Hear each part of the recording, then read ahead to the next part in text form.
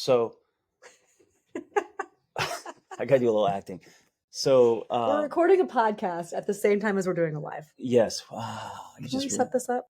I forgot to hit record. It's okay. Your podcast people are used to this. Your clumsy, style, the clumsy. The clumsy Korean is my new it's my new username. No more the angry therapist. We'll get there. I went from angry to clumsy. So I have to repeat this for my podcast. Sorry, Instagram. He's got to repeat this. Interesting fact. In 2020, someone did a side-by-side with a grocery receipt, same items, same exact items from 2020 to 2024, only 4 years apart. The grocery receipt for 2020 was $120, and the grocery receipt for 2024 with the same exact items was $500. So every year, doubled pretty much. So 4 times more expensive to buy groceries today in 2024 than it was 4 years ago. And what I started to say was, I just felt in my body when you said that, a combination of rage and like actual nausea. Yeah. Like I, you know, I don't know. Wow. That's insane.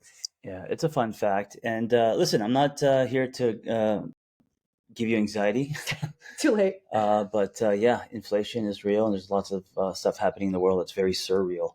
On today's episode, 5 signs that your relationship, that you may be settling in your relationship. This is a topic that it's a very popular topic. I know because I put it into GPT chat. Chat GPT, sorry, I'm dyslexic. But these are some signs, and we're going to add to these maybe or tweak, right?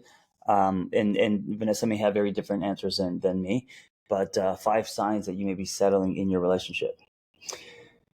Let us know what you think as we go through this. As we list the 5, I'd love to know like what else, if you guys think that this is an exhaustive list, or if there are other ones for sure. Also, before we start, Vanessa and I are doing a retreat, which we haven't done in a long time. The last time we did a retreat was either a couples retreat. It was last summer. Yeah.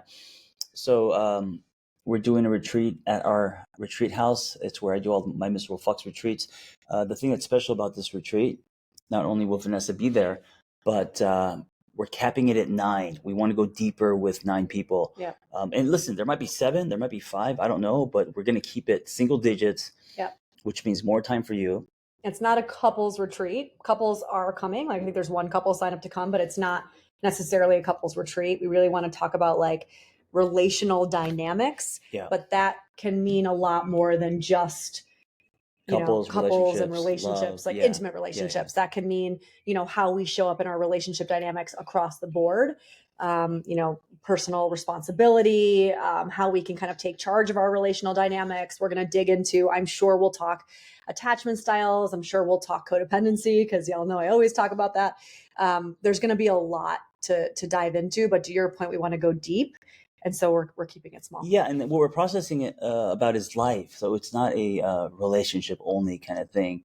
It's whatever the retreaters are going through, right? So the conversations are going to vary. And also, of course, somatic, meaning I really believe in this hybrid of somatic experiences with combined with group processing. I don't believe in just sitting in our living room and talking for 4 hours. It could be exhausting. So we're breaking it up with ice and a guided hike and possibly a sound bath, breath work. It's going to be fun. A little bit of this and that. And then, of course, the thing that's the most popular is the food. So that's right. The food is so good. Our famous chef is going to be there, and she's going to be making everything from scratch. Yeah. Anyway, let's talk about 5 uncommon signs that you might be settling in your relationship. Well, if you're interested, let me just give you a discount code. So for anyone watching or listening, the discount code is all caps, DEEPER. DEEPER is a discount code that gives you $300 off. Okay. Discount code DEEPER, DEEPER. Number 1 under signs that you may be settling in your relationship. And these aren't in the order of importance. They're random. But I think I have a feeling Vanessa would agree with this. I definitely agree with this. It is lack of personal growth. So you notice that you're not growing or evolving as a person, right? So the relationship, that container is not promoting your growth. Instead, it's stunting it. Your relationship feels stagnant and you're not encouraged to pursue your interests, hobbies, or personal growth development. Yeah, I think definitely personal experience with this one. I knew that I had hit a plateau in my last very long serious relationship when I use this example a lot, but there's a fight that we had that will be forever burned in my brain where he's probably watching, by the way. Nah, I doubt it. I have him blocked across all platforms. I don't have him blocked. He could be on my platform. I actually blocked him on your platform. I went in and blocked him on your platform as well. Are you serious? Yeah, this is a whole story, you guys. This is a whole. Wait a minute, you went into my Instagram? Yeah, I had your Instagram. You gave it to me, and I was searching to see, and I blocked him across. Well, why didn't you tell me that? I think I did a long time ago. This was years ago. Oh my god, that's that's like that. But that's kind of that's. I mean, I don't care at all, but I don't want him to have access to our lives. Well, at this point, but you should have told me. I did tell you. This was years ago that I did this, though. Okay, I actually believe her because I'm forgetful. But if you did that without telling me, and I want to be clear, I don't condone necessarily going like into blocking. people's phones. Well, that's what I was saying. Go into your phone. So I was very aware I was doing it, but I don't condone necessarily blocking people. This is a different kind of circumstance in which it felt necessary. It's the only person in my life actually I've ever blocked. But it felt necessary after some very unprompted, out of the blue, years and years and years of no contact later, some very aggressive contact. And I had a real revelation. Maybe it's because I'm a mom now. I had a real revelation of feeling very protective over my family and my energy and just being like, you don't get access to me anymore. And because we're both on social media, we're very accessible. And I felt very protective of that access. Yeah. So there's that side story. I get it. I'm not mad. You can't block my podcast. You can find my podcast though. That's true. Also, I just realized why you're wearing pants. It's not the cold weather. I'm getting bit left and right as we're speaking. Yeah. Okay, so the first one, lack of personal growth. So what I started to say was I have a very clear memory of a fight that my ex and I got into where he was yelling and he said, we don't always have to be growing and evolving and changing. And me being like, yes, we do. And we were actually like yelling at each other. And it was like a real aha moment for me where I was like, oh, it was like this clarity moment, right? Do you think he meant we don't always have to be talking about growing, evolving? No, you know what I'm saying? Absolutely not. Because that I agree with. No, it meant absolutely we don't need to always be growing. Okay. It was like at least at that point, I have not, been around him in many, many years, but at that point in his life, he was very content being stagnant. Sure. And felt very attacked by my desire to constantly be in a state of evolution. And so, yes, I could not agree with this one more as being an indication that you're probably settling in your relationship, or just that I don't know what's settling, or more just like maybe this just isn't the relationship for you. Yes, I don't like the word settling. I don't love the word settling. I do like the word alignment. I do like the word. That's a good one. That we're not a good fit. This relationship is not in alignment with you. Yeah, or just you're putting different weight on different things in life. And here's the other thing. He could actually now be a different person, and he may now want growth and change. Who knows? But then when you were in his life, he didn't, and so that didn't match. So maybe settling is not the right word. I like alignment. Maybe 5 signs that you are not in alignment in your current relationship. I'm going to use settling because more people will click on that.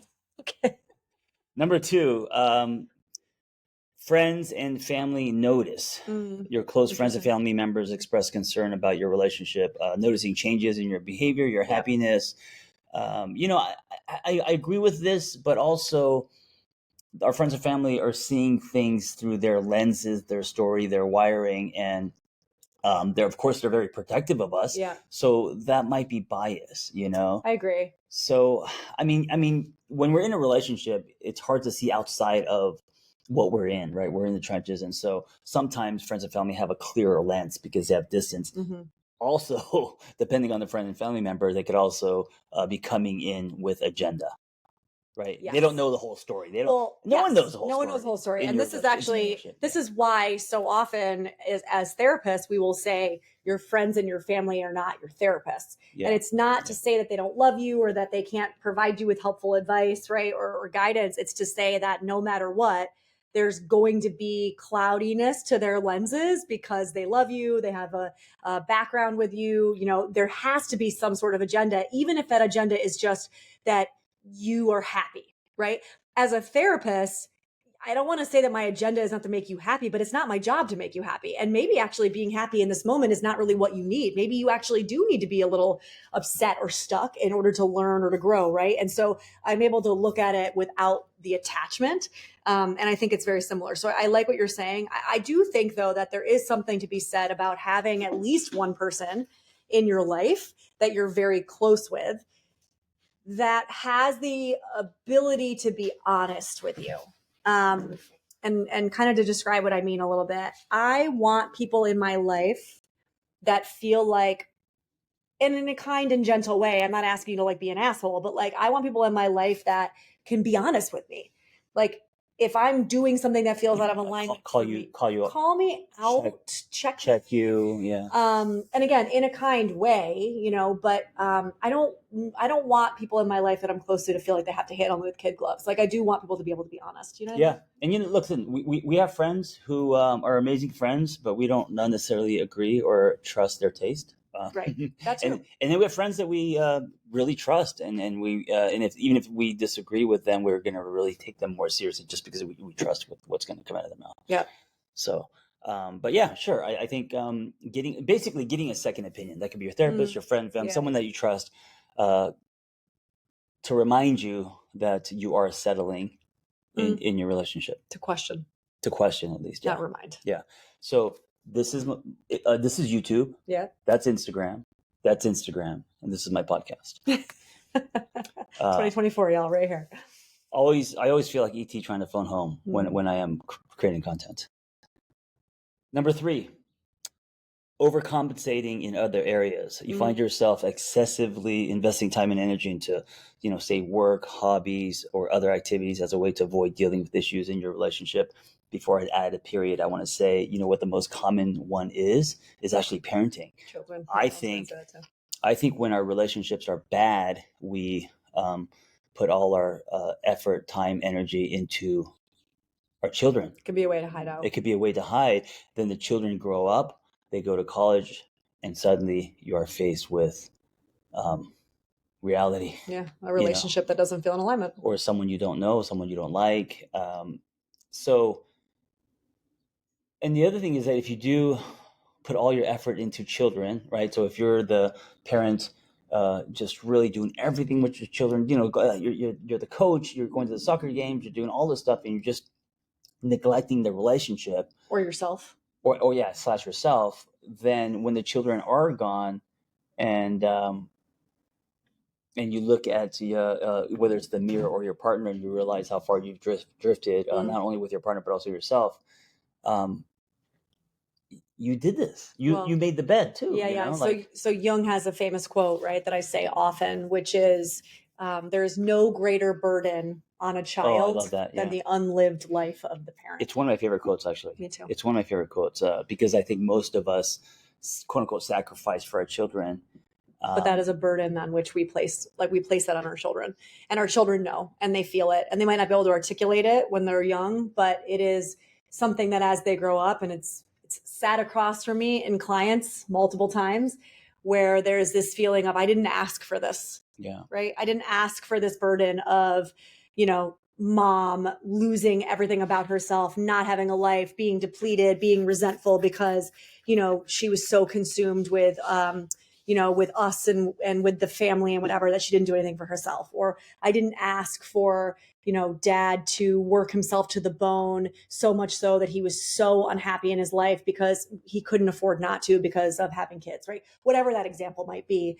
I hear it a lot in adults sitting across from me in the therapy room. Yeah. And, I got to say that the best way to actually look at this is think about your own parents and imagine, because most of our parents were not happy when we grew up. Imagine most of them were in survival mode, right? Just trying to put food on the table, right? But imagine if your parents actually pursued their dreams, or was lighter, or was happier with themselves, or had a sense of purpose, like all these big things that we are trying to work on.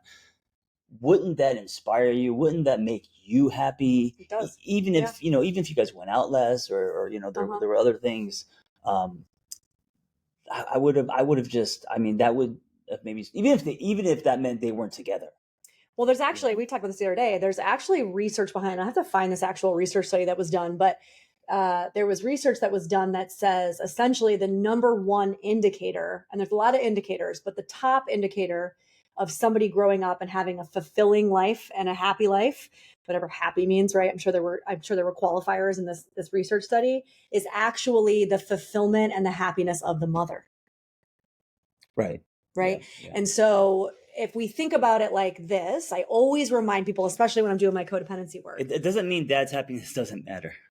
I didn't say that it did. Yeah, I just said that the research shows that still the number one indicator actually is the happiness of mom. And I think that happiness of dad, I'm sure, is up there. But I think at the end of the day, happiness of the mother is still ranking higher. I mean, that's just, I'm going to guess it's the happiness of the mom. And I'm going to guess it's your relationship with dad. I feel like as you get older as a kid, we're kind of going off topic, but I think as we get older, listen, I identify as a male, so I don't know what it's like for other genders, but the male role model in my life, because in my beginning years, it was all about nurture. So mom, and then around age 7, 8, 9 and up, all eyes were on dad, relationship with dad. The lacking that relationship or that connection really shaped me. And then me wanting to find that in locker rooms and with other men. And I think women also, their relationship with their dad at a certain point, I'm not saying it's more important, but I think it almost affects them. So I'm going to disagree with you gently in the sense that I don't think it needs to be a competition that like, oh, because mom's is important, dad's should be just as important. It's not a competition. I think it's a fact. Let me finish. Yeah. I think that what I'm saying is, I think also energetically, I think what mom's happiness and fulfillment, how that trickles into children is actually different than how it impacts from the dad's perspective. So what I would say is like maybe dad's fulfillment or happiness impacts children in a different way that might not translate into me then having a fulfilling, happy life, but maybe it impacts my ability to feel safe in my body. Maybe it impacts my ability to see myself through like a high lens of self-esteem, right? There's probably other things that dad's happiness directly impacts, but the research study said that what mom's happiness directly impacts is feeling a sense of like completeness and happiness in life. Well, I'm not disagreeing with that. I believe that. That makes perfect sense. I'm saying that when it comes to with the dad, I think it's less about the dad being happy, and I think it's more about your relationship with your father. I think the relationship with your father has more of an impact than whether your dad's happy or not. With mom, I agree with that. That's what I'm saying. Maybe my gut too. I mean, all the teens that I worked in high school, their relationship or their broken relationship with dad affected them, I think, more than. I mean, maybe not more, but it's just different. Right. I think it's the words I use. But I think in the beginning it is all about mom because it's the nurturing foundation, and then I think as we hit like puberty and teenage years, your relationship with dad just shapes you tremendously. Yeah, like I think Jung would say that, and there's actually a quote in this that I use in my book in the Mother Wound chapter, but that it doesn't actually matter what kind of relationship we have with mom. So mom could be deceased. I mean, mom could be not present. Mom could be, she could have depression or anxiety or another mental illness. But what Jung says is like, ultimately at the end of the day, the relationship with mother, right, whatever that means, is the most foundational relationship. And so everything else kind of, because literally they're created in our body. Yes, right? but my point is that impacts you in a way that's different than the way that it impacts you. Yes, it's foundational, I think, in the beginning, but I think it changes as we get older. Do you know what I'm saying? So I don't think it's for the rest of your life, the relationship with your mom or your mom being happy is going to impact you. I think in the beginning, absolutely, but I think it changes. We'll do a part 2 to this podcast when I bring the actual research in and we can read it together. I feel like you're arguing something with me that I can't back up because I don't have that paper in front of me. I'm actually not arguing with you. I agree with you, but I'm saying at a certain period of time, I think it changes. I don't, unless your research shows that for your entire life, that's what I'm saying. your entire life, your mom's happiness is going to impact you. And I don't know. Upbringing. I don't know what that means. I don't know where that stopped. But what I was going to say before was in the codependency classes that I talk about or that I give, I talk a lot about how children do not learn by what they hear; they learn by what they see. Sure, experience. So also what that means, right, is that if I'm looking at mom and or dad and I'm seeing them not be fulfilled, I'm seeing them, not prioritize themselves, I'm seeing them not happy, whatever, then what I see is like that's what life should look like. That's as far as I should go. I shouldn't be any more fulfilled than what I'm seeing as kind of like my blueprint, if you will, right? And well, so also their happiness for this, the overcompensating. We were talking about parenting.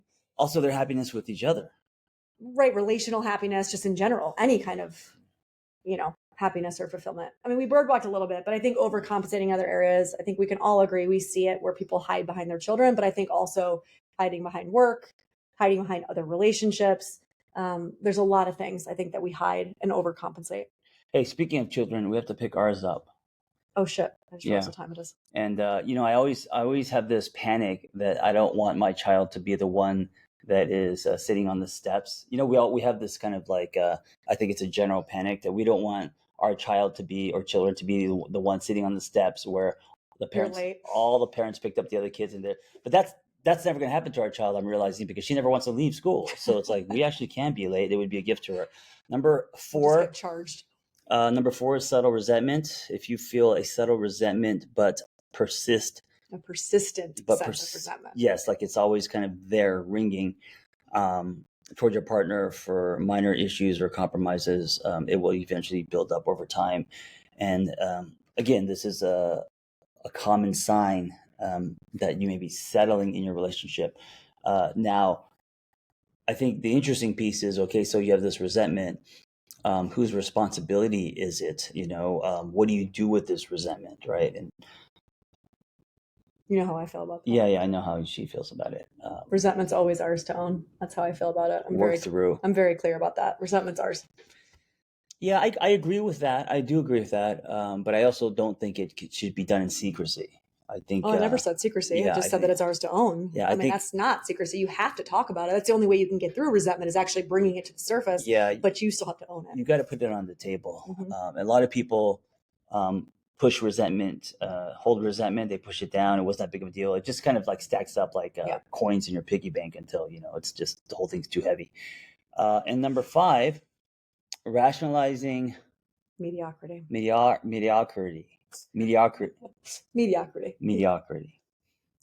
What does that even mean? You often rationalize the mediocrity. You're rationalizing good enough. You're rationalizing breadcrumbs. Well, by convincing yourself that all relationships are difficult and that your situation is normal. As good as it's going to get, kind of thing. Or maybe on a deeper level, you don't deserve better, that this is it, Yeah. Well, I would say that one of the biggest relational indicators, I guess, that I love, I actually got this from Esther Perel, but I use this a lot in my work with clients, where I will frequently ask somebody just outright to think about their partner. And then I will ask, does that person inspire you? Are you inspired by this person is the number one. And the second one is, do you respect them? Oh, I think that I personally think it's flipped. I don't. For me, it's more. Well, because if you don't respect the person, you're not going to get inspired by it. Like it's impossible for someone to inspire you. Right? But I like this idea of really sitting with those two questions in a really honest way and saying, am I inspired by this person? And do I respect this person? And I think if either of those questions are no, deep breath. You're settling? There's some work to do. Yeah. Or there's maybe some revelations or some stuff to work through about the relationship. Yeah. And you know what else some people do is they say, because I've been with someone for I put the time 10 years, because because we're high school sweethearts or whatever it is, or because we've got 2 kids, or because we own property, all these other reasons that I'm just going to take it. Like, this is it. Like, I've invested so much time. I hear that a lot. Which I get some of that, but then there's also age. Well, because I'm, now in my 40s or 50s, You know, the pool is smaller. The pool is smaller, or like what else is out there, or like who's gonna like me? You know, these other things, and then suddenly you kind of stay in mediocrity. But I would actually say that staying in mediocrity or staying in a relationship that is not inspiring to you, or with somebody who you don't respect, is actually far worse than learning to be content unpartnered. Well, yes, but most people self-partnered. Most people would rather be that than single. Well, I said what I said. Look at that. It's like I dropped the mic. I said what I said, and I believe that in my bones. I know you do. I know. I'm just saying. I said what I said. I do too. What's sad is most people would rather take mediocrity. Yeah. Than be alone. Agreed. Yeah, and I don't know how much of that is society, culture, ticking clock, like all these other things that are external that we bought into. Yeah. So I don't know. There are, of course, many more. These are just 5 broad strokes, signs that you may be selling in your relationship. So whether you're in a relationship or if you're single, it doesn't matter. Just think about these things, and we're not saying make any sudden moves, but just things to sit with. Things to consider, yeah. Yeah. And we'll see you August 9th weekend. For our retreat in the mountains. We could talk about this. Yeah, a retreat in the mountains. If you're watching or listening, discount code, all caps, deeper. That would give you $300 off. And we'll see you soon. Links in our bios.